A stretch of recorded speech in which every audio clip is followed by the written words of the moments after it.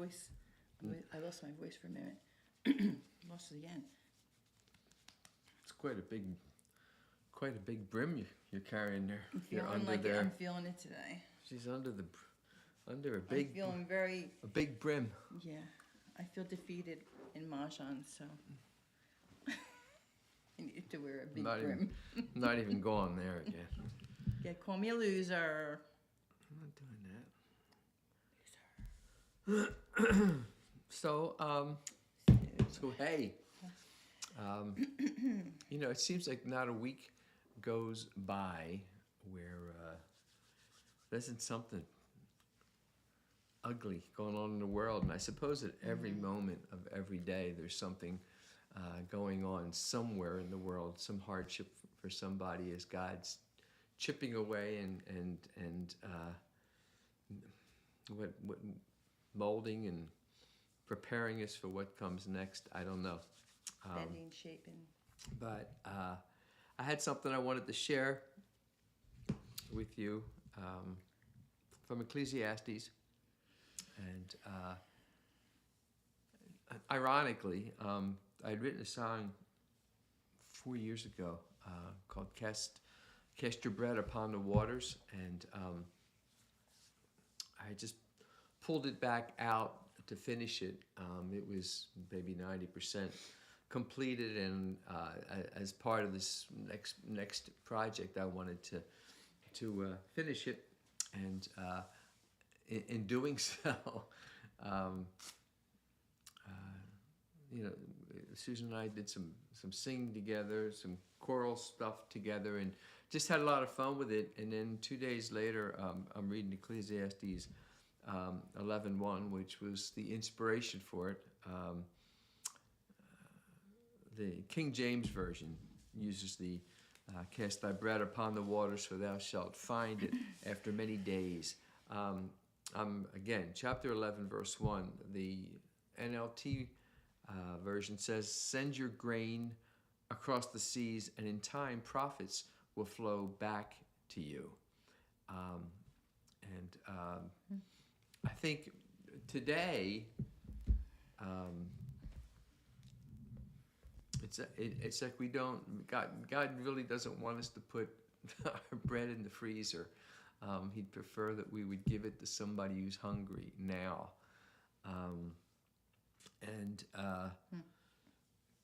Jesus, I wanted to quote a couple things here from Matthew 10:8. Jesus said, freely ye have received, freely give. He underscored the wisdom in that way. And in Proverbs 19:17, we read, he who gives to the poor lends to the Lord. And since God will be, God's not going to be in debt to any man, whatever we give him will be returned to us. And another quote from Luke 6:38, pressed down and running over.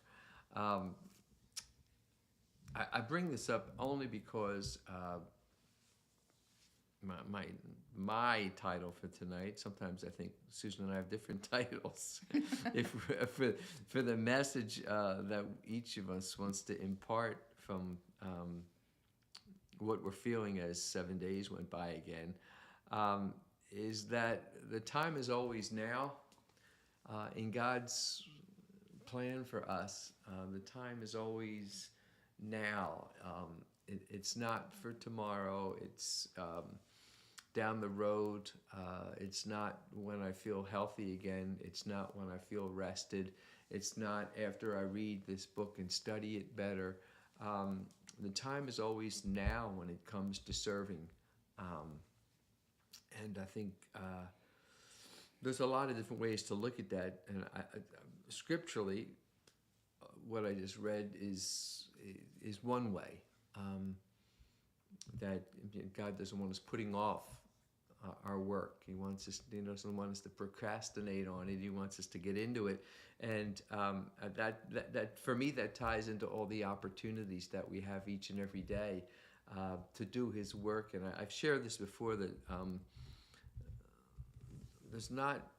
I think that there's nothing worse to end the day than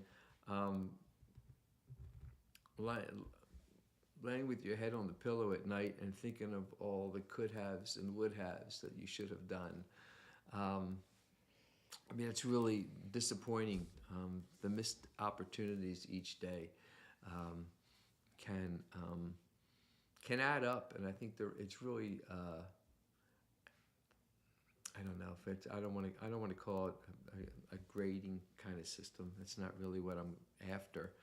But I think individually, each one of us has to look at those missed opportunities and in our own minds try to reckon with ourselves why they happened. Why did we not act when we had the opportunity? God put us in this space to help someone in any fashion, and maybe we came up short. So I don't know. I'm just, after this week, it became even more apparent because of all the wrinkles that cropped up. No more than I was confused. No more than what we just witnessed over the weekend with the flooding down in Texas.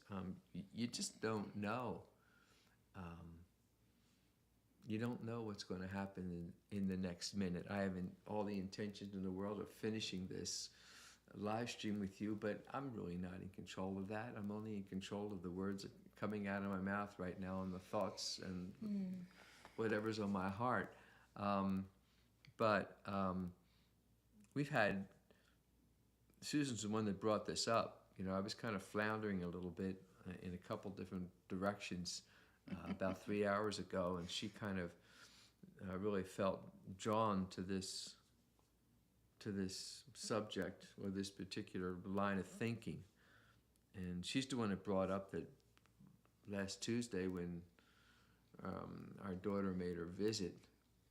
She comes every Tuesday, her and Frank, so we really look forward to it. Let me just say one thing. If I was going to title this, I would have titled it "When Things Don't Go Your Way." Kind of, right? When things don't go your way, or things don't go the way that you thought they would go, you know, how do you handle it? I mean, the thing in Texas is nowhere compared to, like, you know, our disruptions of the week. But, you know, when we were thinking about today, I was thinking about how we've had a lot of disruptions this week, right? Like, weird ones. I think we do every week.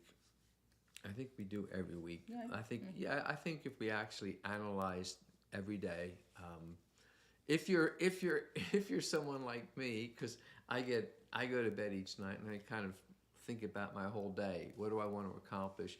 What do I want to do? I have the freedom now to go in any direction at any moment. So I really have to do that, or I think I would just kind of bounce off the walls during the course of the day, and I would get a lot less done if I didn't have a game plan and kind of challenge myself. But I think every week we have those kind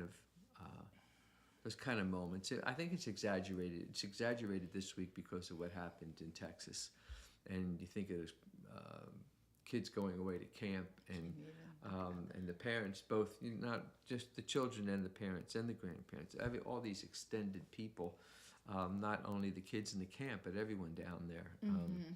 I just was, right before we went live here, I was just checking in on a friend in Texas who's up in, he said he was told to go to high country because there's still flooding possibilities. But on Tuesday, Maddie came, and within an hour of being here, and she brought us her homemade bread, and as she's getting ready to slice it for us, yes, she even slices it for us. She does everything except butter it up for us. She does make us eggs. But as she was doing that, she got a text, I guess, from her husband, who was having chest issues, heaviness in his chest, and she blew out of here and was in the emergency room. And fortunately, it was nothing serious. Hopefully, it's just an anxiety issue. But all the tests came back well. But, you know, that night, I had a collective plan. Some of you know on Thursday nights I may have been asking for prayer. I have a collective of musicians and worship musicians who are gathering weekly to write for the church. And we've had a number of stumbling blocks. We have certainly have Satan's attention because there've been a number of things that have come along to. But Annoyances. this week was out of the blue. Our new community Chuck started. It's going to make noise. Chuck started to show up to put our blacktop, our final blacktop, on our street. And after being told that it would happen today, they did all the cleaning, all the prep work. Nobody showed up today. A sweeper went through today. So disruptions. Put the car in the driveway. Wednesday of last week, I got a call. My next live event was supposed to be this coming Saturday. Another thing. A yearly event that was canceled because the church had kind of double booked their facility, so I mean, that was another, unexpected thing this week.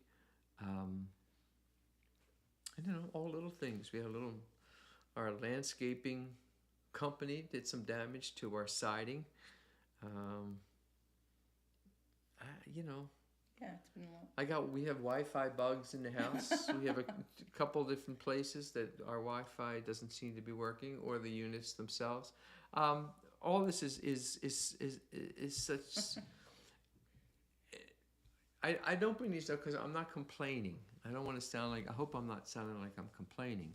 I'm just taking notice to the wrinkles in our day and how, at any given moment, if I let an opportunity go by, I may have missed the mark for something that's waiting around the corner. I'm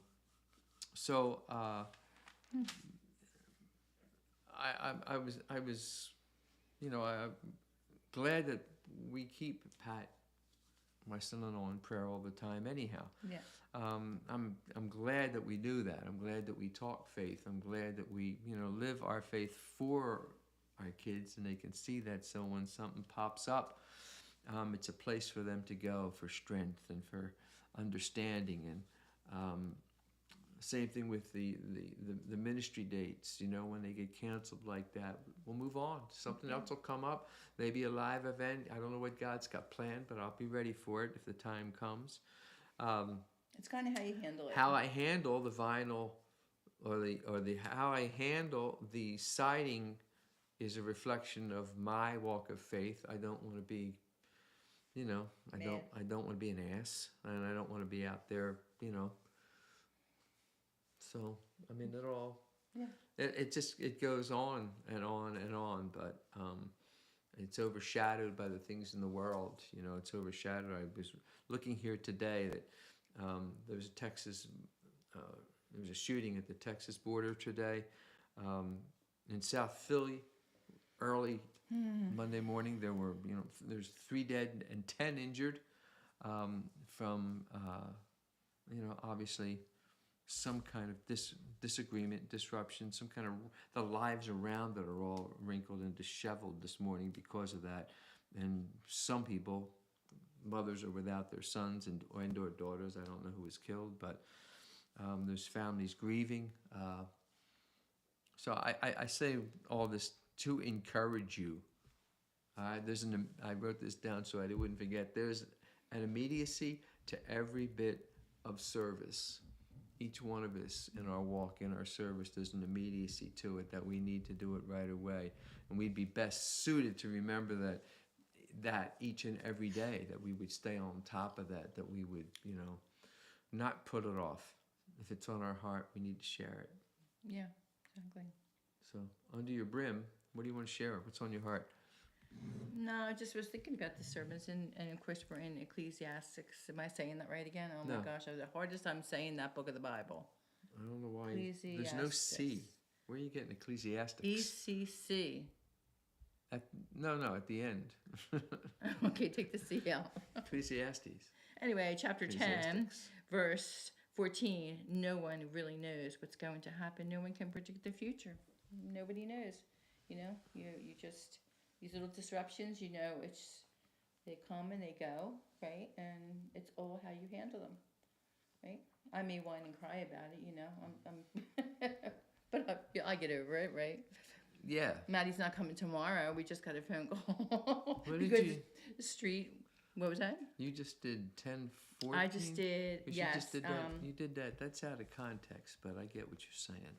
Yeah. Because Well, it's I like. true. But then too, like I know that you have to read the Bible in context, but you know, I underline what impresses me. You know, and it could. I mean, Which one was that? What? I'm chapter 10, verse 14. What's verses? I'll do Fools it. base their thoughts on foolish assumptions, so their conclusions will be wicked madness. They chatter on and on. No one really knows what's going to happen. Okay, No so one can predict the future. So it's real. It's talking about people that are just It's the talking heads on TV, yapping and talking about. You have to analyze. They overanalyze everything, and they can't really do that because they don't know what the inner workings of God are behind the scenes. Right. So the concept is the same, but Solomon is writing here from the point of view that I guess there are people telling him what's going to happen and what's, he's warning us that nobody knows. Mm-hmm. Nobody knows. So, all these chatterboxes don't necessarily know any more than we do. But even when they're talking about what's going to happen. Mm-hmm. Even in the disruptions, of the day, we planned it to go this way, and it ends up going not that way. So that is the future. We can't predict it. We can't predict that it's going to change. We can't predict that they're going to do the roads really tomorrow. We can't predict that. Are we allowed to drive on them? We can't predict, should we keep our car in the driveway or up at the clubhouse? Art, if you're still with us tonight, did I not see a wrinkle in your world this week, a health wrinkle in yours? It seems to me that angels were around you, that you're in good shape. Yes. I don't know. Arlene's with us. Arlene never has wrinkles. No, she said she had a full week. I thought, Arlene, you always have a full week. Always have a full week. She's just dodging hurricanes. We're on a field. What's happening is there's because we're live on my Facebook page and my Facebook profile, there can be two different conversations going on, and people talking about separate things, and the YouTube people, so we have to figure out how to do that. Which we should heart monitor tomorrow. There you go. Oh. So you'll be in the prayer list. Well, here we'll keep on my prayer. Yeah, we're going to keep Art in prayer tomorrow. I think that's where they hook you up and they listen to your heart for 24 hours. I have a little. I'm going to the dentist for a little. I actually have a little cavity. I couldn't remember the last time I had a cavity. Well, I don't remember. Oh, there's cookies. But it's always something. He's a cookie monster. But I have to deal with that tomorrow. But yeah, I'd rather deal with that than something worse. So it wasn't like we had a whole lot, but we had a lot of disruption. That's all how I see it. For this week. For me, the time is always like more than usual. Time is always now, because we don't know what the next minute is going to bring, the next hour is going to be. Don't put off, friends. Don't put off your the things that are on your heart, that the Spirit puts on your heart. Please act on them, and be God's hands, His feet, His voice, and spread the joy. Mm-hmm. Spread the joy, spread the message, because it's not always, sometimes people need to be sad. Sometimes they need to mourn. Sometimes they, they have growing pains. I've had a number of them. God's still working on me and bending and shaping and morphing me into what He wants me to be. And I try not to be kicking and screaming any more than I have to. We wish you all well. We ask God's blessings on all of you. And as always, we're going to request that you pray on. Pray on.